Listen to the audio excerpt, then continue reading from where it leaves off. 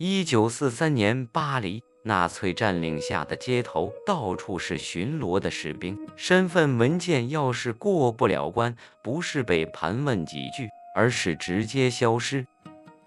整个二战期间，有一个人靠着伪造证件救下了大约14000条命，他叫阿道夫·卡明斯基，没有枪，没有军队，手里只有简陋的工具和纸。你站在街头，与钢亭鞋尖都湿了，口袋里揣着那张证件，心跳得厉害。士兵走过来，不会问你是谁，也不会听你解释，更不会给你第二次机会。他们就看那张纸，对得上，你就能接着往前走；对不上，你今天就再也回不了家。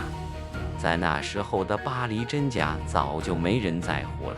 德国人只认一样东西：身份文件，名字对不对，照片有没有贴歪，印章盖的正不正。只要这张纸看着没毛病，你就是个被允许活着的人。可没人知道，这些救命的纸有些其实是假的。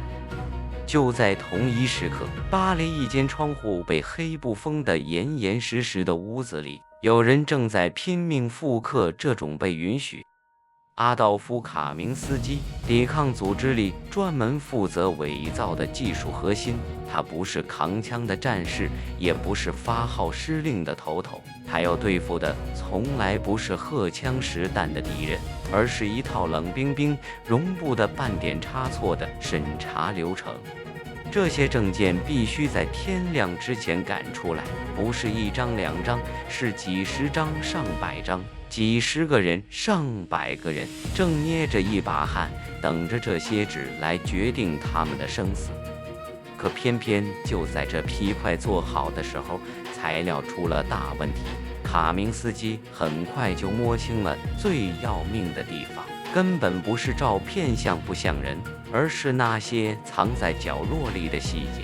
墨水遇雨会不会晕开？纸张反复折几次会不会裂开？日期和行政区编号能不能严丝合缝对得上？士兵不需要理由，他们只要觉得哪里不对劲，就够把人带走了。第一次实验全砸了，整批证件一下子成了废纸。这可不是简单浪费材料，是几十个人眼睁睁丢掉了唯一的活路。在这里，失败从来没下次再来这种说法。失败就意味着有人当晚就会被抓，然后牵出一串人。每成功送出去一批，风险就跟着涨一分。材料越来越难弄到手，买的次数多了，自然就被盯上。街头的检查也越来越频繁，越来越严。成功从来不带来安全，只会让下一次暴露的风险更大。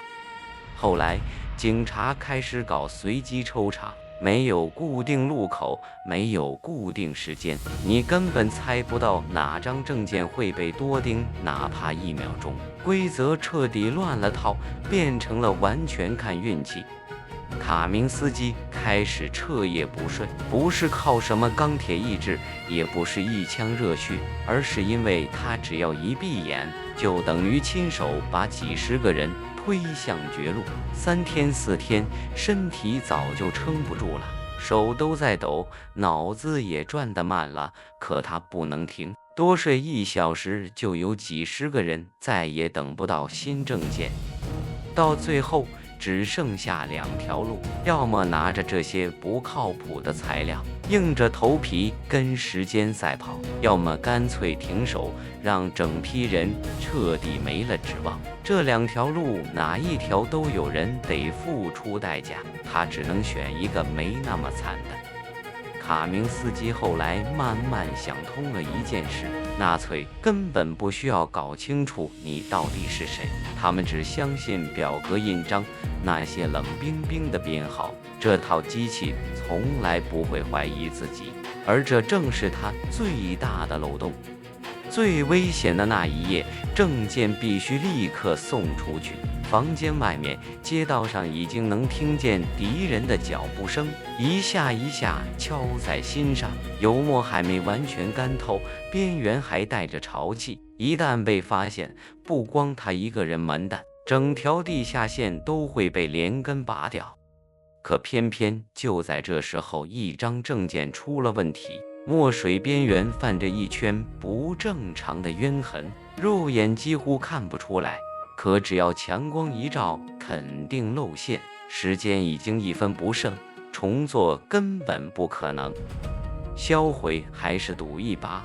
他赌了，那张证件居然真的混过了检查。不是因为他做的天衣无缝，而是因为那套系统那天刚好没多看一眼。这次侥幸并没有让他松一口气。他只更清楚，只要这台冰冷的机器还在运转，他就一天都不能停。一旦停下，所有攒下来的风险会一下子全炸开来。战争终于结束了，卡明斯基放下了手里的活，他再也没碰过伪造这回事，也没拿这段经历去换什么名声或荣耀。在他自己看来，他从来没救过什么世界，他只是做了该做的事。